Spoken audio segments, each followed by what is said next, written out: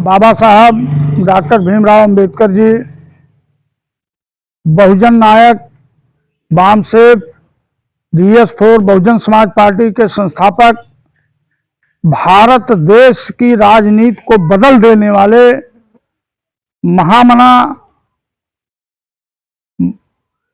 मानवर कांशीराम साहब के चरणों में श्रद्धा सुमन अर्पित करता हूं और माननीय बहन जी के दीर्घायु होने की हम कामना करते हैं। आज इस कार्यक्रम में जिले के सचिव भाई रामराज गौतम जी, हमारे बड़े भाई जो भी बोल रहे थे श्री तिलकधारी गौतम जी, विधानसभा के जो आप सबके अध्यक्ष हैं, जिनके नेतृत्व में हम लोग यहाँ काम कर रहे हैं, भाई राज बहादुर जी, इस सेक्टर के अध्यक्ष हैं भाई संजय कुमार जी, मालीपुर सेक्टर के अध्यक्ष महेंद्र जी, और आप सभी सम्मानित बुजुर्ग, पितातुल बुजुर्ग, माता और बहनें।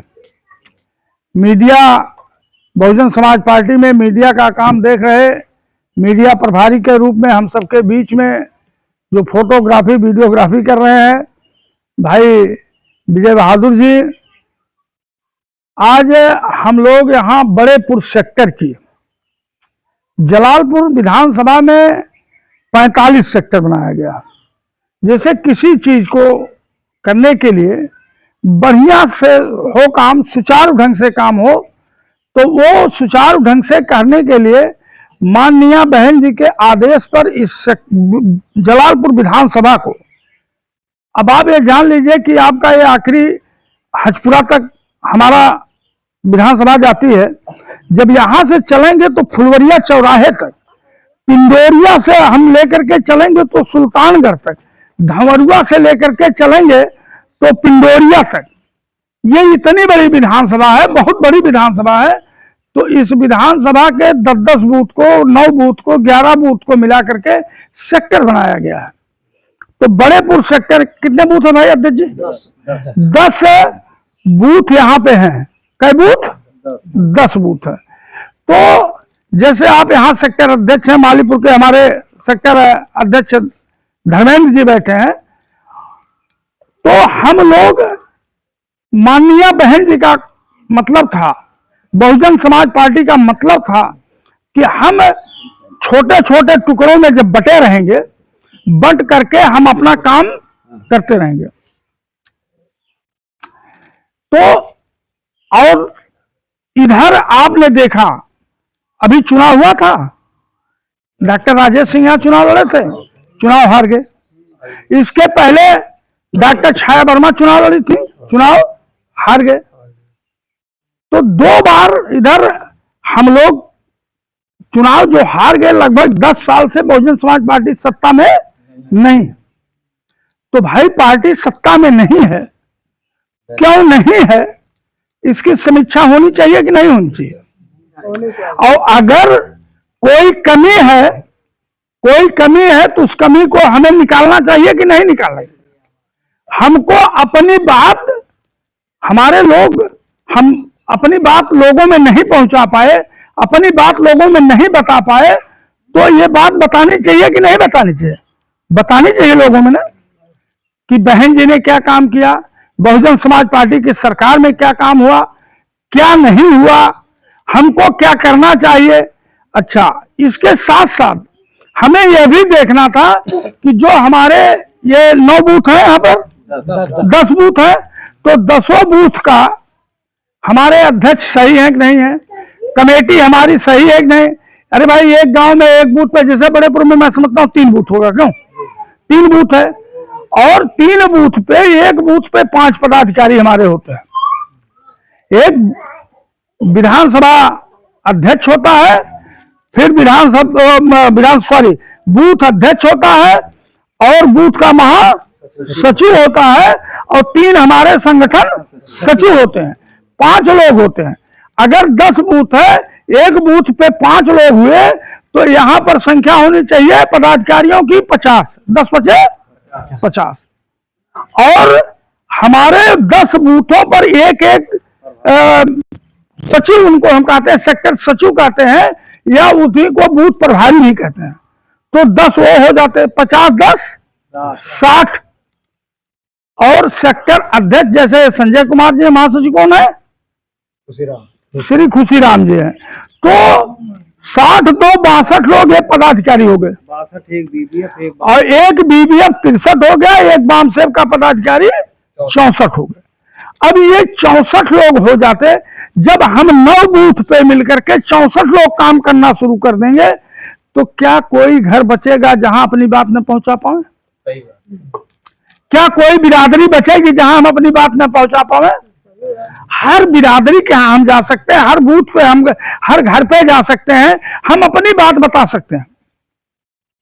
आज एक चीज बताइए, आज हमारे बुजुर्ग लोग बैठे हैं, बुजुर्ग माताएं बैठी हैं, आप एक चीज बताइए, हम आपको कौन सा, अभी हम तमाम चीजें ऐसी होती हैं जो बहुत टेक्निकल जानकारी होती है, उसको हम बताएंगे वो समझ में आएगा।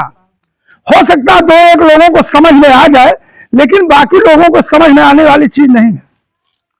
लेकिन आज इस मीटिंग में मैं ये जरूर कहूंगा, एक चीज मैं बताना चाहता हूं, हम लोग भुलक्कड़ किस्म के लोग हैं। कैसे हैं? भुलक्कड़, भूल जाते हैं। आज जो बात यहां हो रही है, 4-6 महीने बाद यहां जब बात होगी तो शायद हम इस बात को याद रख पाए। बहन जी की सरकार जब पहली बार बनती है,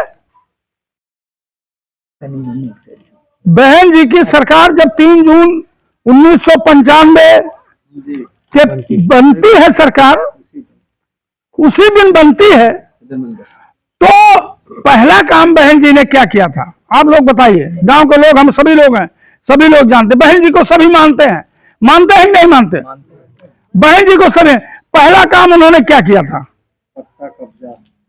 सबसे पहले उन्होंने कहा कि हमारे लोग गरीब लोग हैं, और चाहे जिस जाति वर्ग धर्म का भी गरीब व्यक्ति हो, चाहे जो हो, ये उन्होंने जाति नहीं देखा कि ये चमारी हो। अगर पंडित भी उसमें गरीब है, उसके पास भूमिहीन था, मुसलमान भी भूमिहीन था, कहार कुहार लोहार भी भूमिहीन था, यादव कुर्मी भी भूमिहीन था, और उस गांव सभा में जमीन में थी, तो उसको पट्टा देने का काम, आवंटन करने का काम माननीय बहन जी ने सबसे पहले अभियान चलाया। फ्री उन्होंने नहीं दिया कि फ्री राशन ले जाओ, गेहूं ले जाओ, चावल ले जाओ, खा लो, साल भर खा लो, 2 साल खा लो। उन्होंने जमीन दिया कि जमीन का मालिक बना रहे हो, और बहन जी ने जमीन का मालिक बनाया। मालिक बनाने के बाद कि आप मालिक बनो, इस पे मेहनत करो, इसमें गेहूं चावल धान आलू पैदा करो, खाओ, और एक स्वाभिमान की जिंदगी अपनी जियो। देखिए, लक्ष्य था उनका स्वाभिमान की जिंदगी जीना, तो ये काम बहन जी ने किया। लेकिन इस चीज को आज हमारा नौजवान पूछता है कि बहन जी ने क्या किया, हम बता नहीं पाते हैं इस चीज को, हमको बताना चाहिए। एक चीज अभी हमारे भैया कह रहे थे कि मतलब अभी बताएंगे, ये माता बहनी बैठे हैं जितनी हैं, सब सभी लोग हैं, मैं 2-3 छोटा उदाहरण बहन जी की सरकार का बताऊंगा। आज भी उस समय की बात छोड़िए, आज भी अगर बच्ची घर में पैदा होती है तो जैसे सबके लागल काव कहां देहाती में टूटी पड़ जाए, है ना? ये होता है कि इस बच्ची को कैसे हम पढ़ाएंगे लिखाएंगे, कैसे हम शादी ब्याह करें।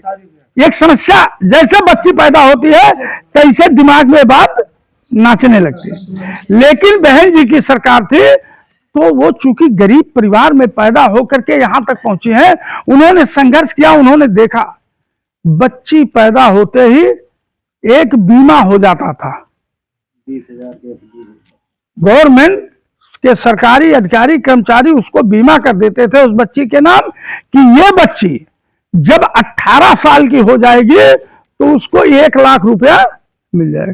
हम बहुत बड़ी बात तो बहुत बड़ा टेंट और घंटा और जनरेटर तो नहीं लगा पाएंगे, बहुत बढ़िया मिठाई तो नहीं बना पाएंगे, लेकिन 1 लाख रुपए में 10-20 हजार तिलक बरच्छा में और 10-20-50 हजार खाने पीने में खर्च करके उस बिटिया की हम शादी कर सकते हैं, आज ही कर सकते हैं।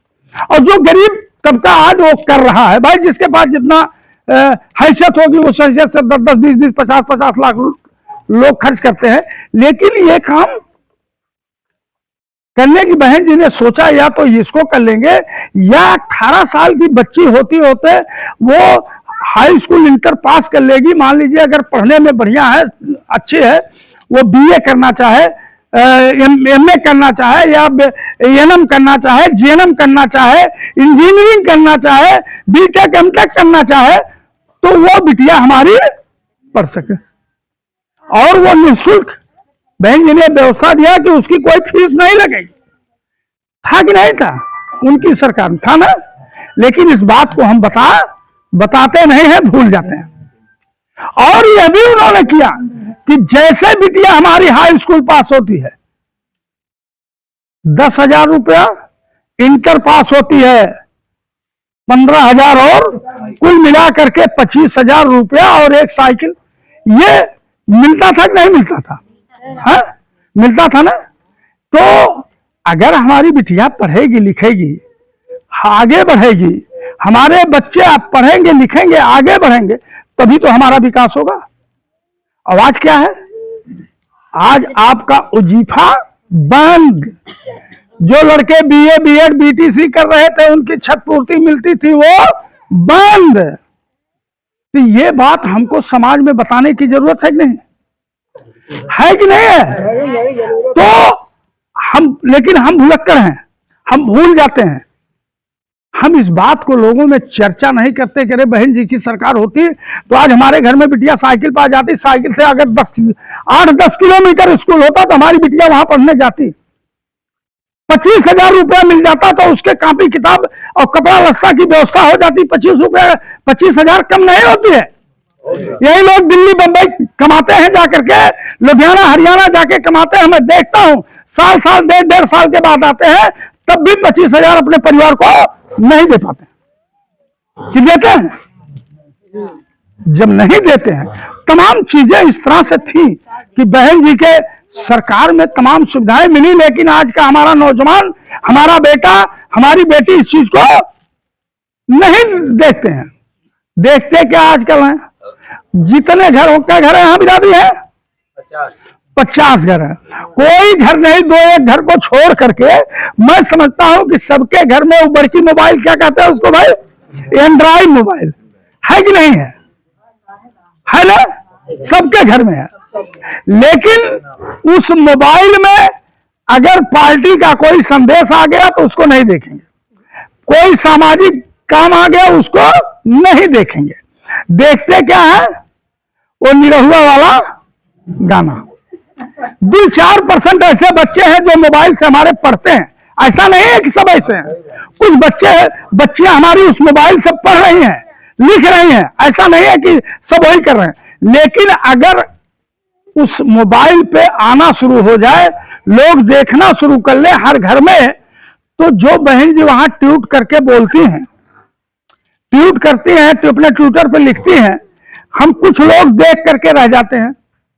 अगर उसको हम ग्रुप में भेजते हैं, और हर सेक्टर में मैंने कहा था कि ग्रुप बना लो, 250 लोगों का अगर संजय ये ग्रुप बनाए होते, 9 बूथ पे अपने 10 बूथ है, 15 कितने हो जाएंगे? 64 लोग तो हो जाएंगे। अगर 9 बूथ 10 बूथ है तो 25 दहा में 250 ना जी। एक बूथ पे 25 लोगों को आप अपने ग्रुप में जोड़ देते, और जो सेक्टर में आता है, जो विधानसभा में आता है, वो इन सब के पास आता, तो हमारे दादा भी वीडियो, इनका लड़का भी दादा को वीडियो दिखाता सुनाता, हमारी बिटिया अपनी माँ को वो वीडियो दिखाती सुनाती पढ़ाती। होता कि नहीं होता? होता। लेकिन हम ऐसा करते नहीं है। हम गलती पे गलती करते जा रहे हैं। अभी हम जैसे आए, माता जी बैठी हुई हैं, आपने कहा वोटवा तो देते हैं बहन जी के। अरे भाई, आप एक चीज बताओ, किसी एक बिरादरी के वोट से, मैं तो हर जगह कहता हूं इस चीज को, किसी एक बिरादरी के वोट से क्या प्रधान आप बना सकते हो? क्या किसी एक बिरादरी के ओर से आप बीडीसी बना सकते हो? जब प्रधान और बीडीसी नहीं बना सकते हो तो आप विधायक कैसे बनाओगे? विधायक बनना संभव है, सांसद बनना संभव है। कुछ लोग आते हैं हमारी पार्टी में अपने स्वार्थ के लिए, अपने निजी राजनीतिक स्वार्थ के लिए पार्टी में हमारे आते हैं, हमारा वोट लेते हैं, सांसद और विधायक बन जाते हैं, लेकिन जैसे उनकी इच्छा पूरी हो जाती है हमको छोड़ के वो चले जाते हैं। लेकिन घर तो आपका है, ये घर बहुजन समाज पार्टी घर आपका है। ये घर जिसका होगा, ये श्री राम जी का घर होगा जिसका, जिसके दरवाजे पे बैठे हैं। अगर इनका घर है, अगर ये टूटेगा फूटेगा, कोई एक ईंटा निकलेगा, कोई एक खपड़ा निकलेगा, तो इसको बनाने की जिम्मेदारी किसकी है? इन्हीं की ना, इनकी, इनके परिवार की। तो भाई पार्टी अगर आपकी है, पार्टी को आप अपना मानते हो, तो मैं ये कहता हूं कि इसको बनाने की जिम्मेदारी किसकी है? हमारी, आपकी ना। क्या हम आप जबान पे ताला लगा के बैठे रहेंगे, मुंह बंद कर लेंगे, बहन जी की उपलब्धियों को बताएंगे नहीं, उनकी बातों को बताएंगे नहीं, तो क्या आम लोग जान पाएंगे? जो आने वाली पीढ़ी अभी आज के 10 साल पहले, आज का जो लड़का 25 साल का होगा, ये 10 साल पहले उसकी उम्र कितनी रही? 15 साल ना। वो तब नहीं समझदार उतना था, लेकिन आज 25 साल की उम्र में वो समझदार तो हुआ। और 95 में जो बहन जी ने किया, 95-5-2000 और 22-5 27 साल, 27 साल पहले आज का नौजवान जब पैदा नहीं हुआ था, वो क्या जानता है? उसको तो बताना पड़ेगा। अभी ये समोसा की बात कर रहे थे, ये तो दर्द दादा जानते होंगे कि रास्ता चलना भी दुश्वार था, सार्वजनिक जगह पर जाना दुश्वार था। तो मेरे कहने का मतलब यह है कि हम सबको, हम सभी लोगों को, भाई आपको, हमको घरों से निकल करके आगे आकर के अपनी बातों को समाज तक पहुंचाना होगा। बहन जी की सरकार जब हुआ करती थी, बहन कुमारी मायावती जी जब मुख्यमंत्री हुआ करते थे, हमारे तिलकधारी भाई कहते हैं, तब यहाँ के अधिकारी हनुमान चालीसा पढ़ते थे, उनकी औरतें हनुमान चालीसा पढ़ती थी। क्या कहते थे? जय जय जय हनुमान गोसाई मायावती से जान बचाई। इतना टाइट शासन था, भूल गए आप। लेखपाल 2 रुपए में नकल देता था, देता था कि नहीं देता था? लेखपाल 2 रुपए में नकल देता था। आज जो दरोगा हमारे आपको जाने पे नहीं बैठने के लिए कहता, अगर नीला गमछा रखे कोई सबसे गरीब से गरीब व्यक्ति थाने में पहुंच जाता था, तो कहता था नेताजी आइए बैठिए, क्या आदेश है, क्या बताइए, क्या काम है आपका? मानते हैं इस चीज को? नहीं मानते। तो मेरे कहने का मतलब, अरे भाई राजपाट लेना है, ये लड़ाई हमारी नहीं है, ये लड़ाई अकेले इनकी नहीं है, ये लड़ाई राजपाट की है। और राजपाट लेने के लिए भाई मुंह बंद करके मत बैठो, संगठन का काम करो। आज अध्यक्ष जी मुझसे आज कह रहे हैं, जब मैं पूछ रहा हूं कहां है, तो आपने बता दिया एक आसान तरीका, उस पर हम कुछ कह भी नहीं पा रहे हैं। लेकिन नहीं, हमें संगठन को मजबूत करने के लिए हमें काम भी करना होगा, हमें हर मोहल्ले हर पूर्वे में जाना होगा। ये ज्यादा से ज्यादा अगर आप संडे किए होते तो 8-9 संडे में हो गया होगा। हम सिर्फ एक दिन वोट दे देंगे या एक बिरादरी का कोई वोट दे देगा, उससे कल्याण होना नहीं है। अब मैं बताऊं आपको, एक बहुत हल्का सा उदाहरण दे दूं। जब पहले हम सभी लोग, पिछड़े जातियों के लोग, मुसलमान समाज के लोग, कुछ फॉरवर्ड के लोग, सभी लोग थोड़ा थोड़ा वोट दे देते थे, और अपने एससी समाज का ज्यादा वोट था तो वो हम चुनाव जीत जाते थे धड़ल्ले से। अब आज नतीजा क्या है? हर बिरादरी की अलग अलग पार्टी बन गई है, हर बिरादरी की अलग अलग पार्टी बन गई है। और जब हर बिरादरी की पार्टी बन गई है, तो जाहिर सी बात है लोग अपने अपने बिरादरी में भाग जाते हैं और हम कमजोर पड़ जाते हैं। पड़ जाते हैं कि नहीं पड़ जाते? तो आज हमको इस चीज को जानना होगा, लोगों को बताना होगा कि भाई देखो, आप टुकड़ों में बटोगे तो मजा नहीं आएगा, न आपका फायदा होगा न मेरा फायदा होगा, नुकसान दोनों लोगों का होगा।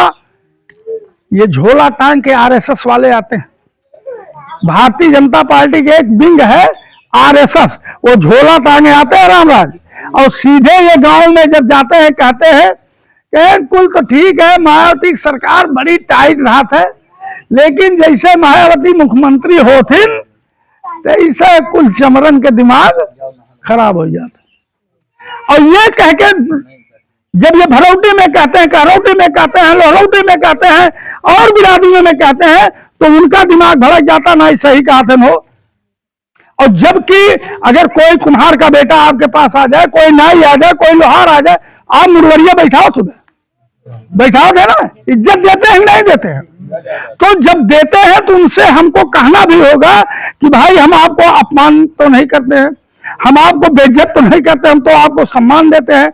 अगर सम्मान देते हैं तो आइए एकजुट होइए, एकजुट होकर के बहुजन समाज पार्टी के साथ है फिर से हासिल करने के लिए यकीनन हमको आपको घर से कुछ निकलना होगा, जबान खोलनी होगी, बहन जी के कारमा को आगे बढ़ाना होगा और अपनी बातों को बताना होगा। इन्हीं शब्दों के साथ मैं आप सबसे रजा चाहूंगा। जय भीम, जय भारत।